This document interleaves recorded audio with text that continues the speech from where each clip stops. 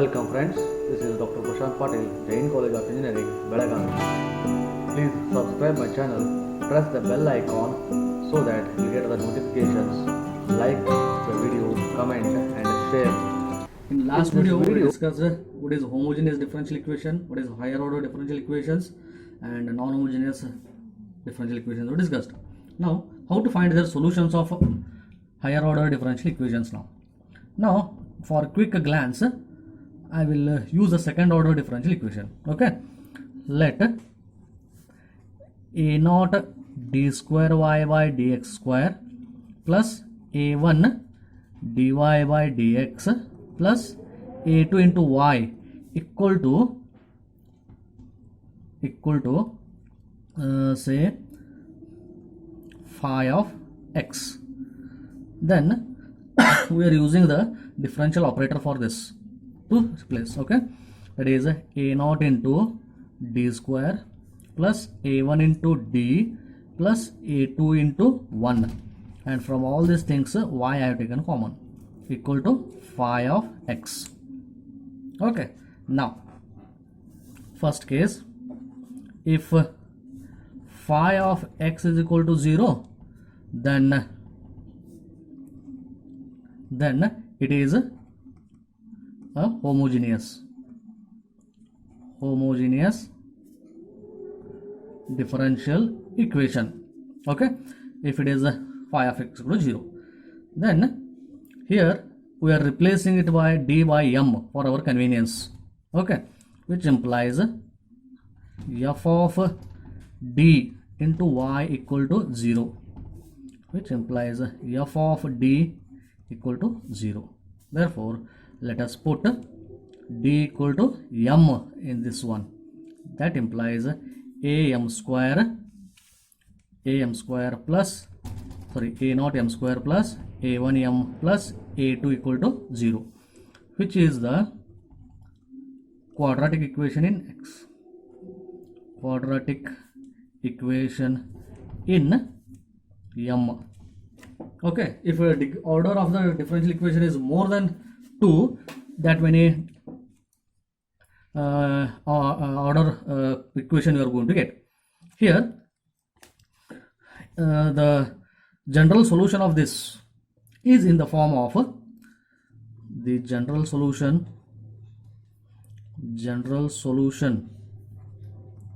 is in the form yc, or we are writing it as a cf, okay, equal to c1 into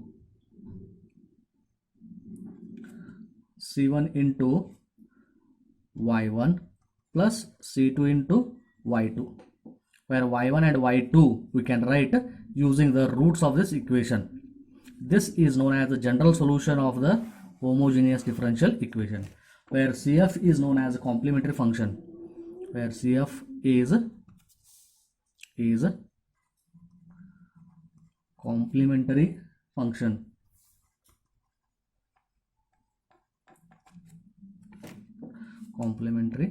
function. This is only for homogeneous differential equations. If it is a non-homogeneous differential equations, okay, case 2 now. If phi of x is not equal to 0, then it is known as non-homogeneous differential equation. Okay, then the solution, okay, then general solution y is equal to, I can write it as yc plus yp, or cf plus pi. Okay, where cf is complementary function,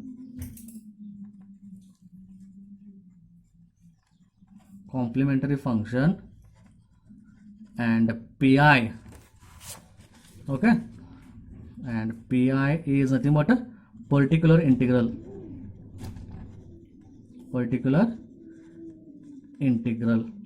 How to find out these things? CF and PI, I will explain it now. Okay, now for easy explanation again, let me consider a second order differential equation, that is a naught into d square y by dx square plus a1 into dy by dx plus a2 into y equal to 0. Then a naught into d square plus a1 into d plus a2 into y equal to 0 by using the differential operator d equal to dy dx, which implies auxiliary equation. Okay, to get auxiliary equation, put m equal to d in f of d, that is a naught m square plus a1 m plus a2 equal to 0 is auxiliary equation. Okay, in this auxiliary equation is quadratic equation which has two roots. Okay, let the auxiliary equation has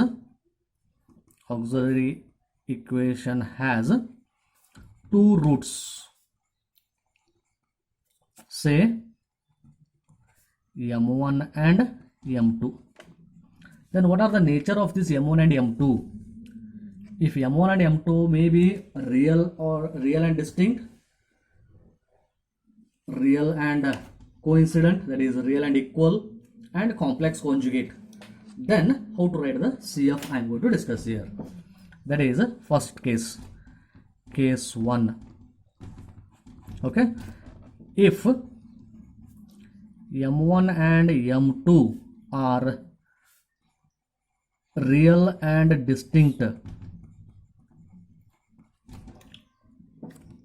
okay, then CF is equal to, that is YC equal to C1 into e to the power m1x plus C2 into e to the power m2x. Two distinct roots are there, then distinct constants are good 8.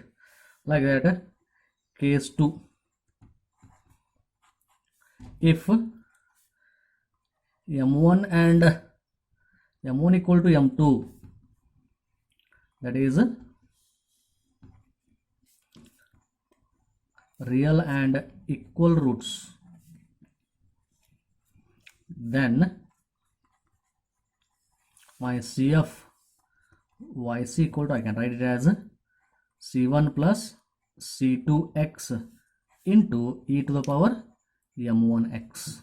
If the roots are equal, then this method we are going to use. C2 is multiplied by x. Case 3, if m1 is equal to alpha into, okay, alpha plus I beta, and m2 is equal to alpha minus I beta, that is complex conjugate roots,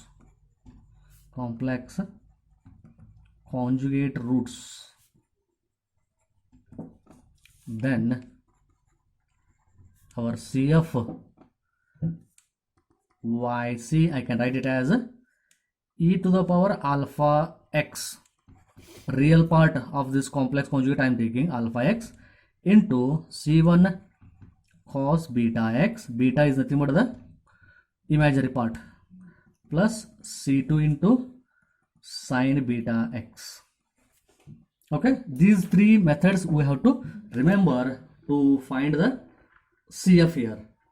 Using this, we can extend it for more than, okay, two roots if are there, then same thing can be extended for the further writing of the CF. Okay, using these three roots only, I am going to explain how to do the solution on the differential equations of a complementary function. Okay, like this, the same thing I'm going to explain with an examples in my next video. If you not yet subscribed my channel, please subscribe my channel.